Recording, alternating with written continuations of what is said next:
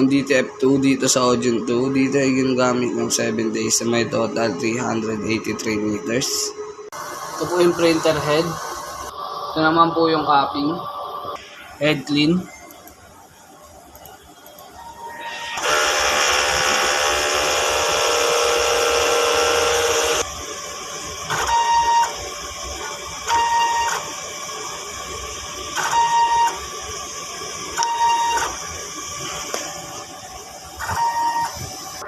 Punasan ng wiper after head clean.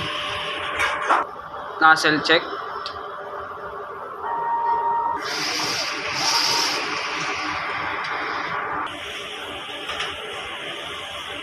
Wala naman po akong pending. Ang pending ko ay 0 hours. Dahil lang pending ngayon. Ito po yung ink system, tama lang. Ito po yung waste tank. Nilinis kahapon. Ito naman po yung ABR. Wala po akong ground wire. Dito naman po ang stock sa Tanyos. Updated naman ang report as of kanina.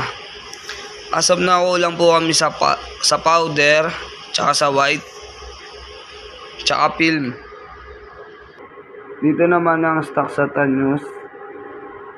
Sa white, nag-consume ako ng 5. Sa powder naman, 6. At 4 naman sa media. Ito naman po yung daily output. Nakapag-run ako ng 383 meters. Ito naman po yung printer daily checklist. Kailangan po, maraming salamat.